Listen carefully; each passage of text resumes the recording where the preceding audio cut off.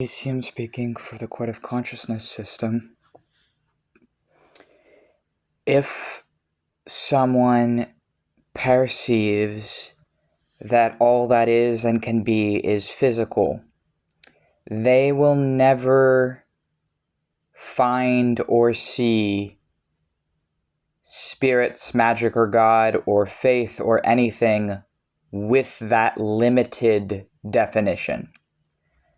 If, on the contrary, they see the universe as containing physical matter and also mental matter, meaning the minds in our brains and thoughts and ideas, and that energy is a different combination of energy to the energy that is the same energy used in physical things. Then if we see it that way instead, that the universe is not only physical, but is also mental, suddenly other possibilities are opened up. Instead of writing off people who are filled with faith and telling to them that they are dissuading themselves, harming themselves by keeping imaginary friends, which is insanely insensitive, if we instead see it as they are having an experience. They are having a mental experience that affects them on a physical level. They are able to perceive this mental experience as separated from what can only be expressed in the physicality around them and within them.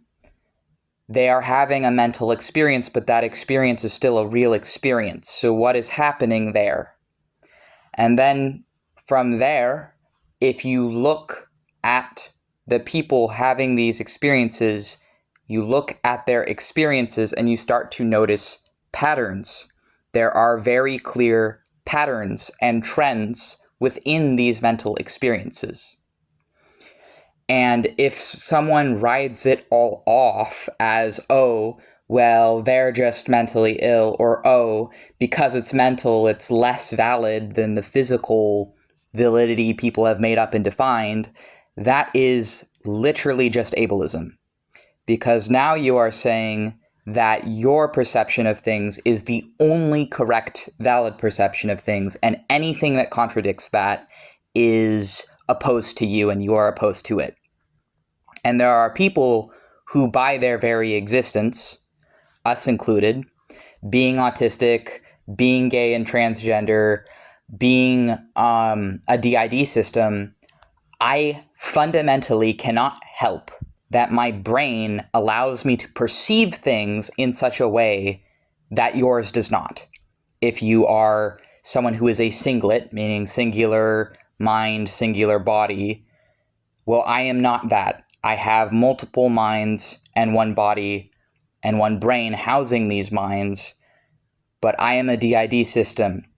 It is impossible for me to approach things from a singular perspective. I can approach it from a singular perspective per each individual alter, but as a system, each part of us has different opinions on things, perceives things differently. And those within those of us who are housed in this body, in our own mind, do not resemble this body.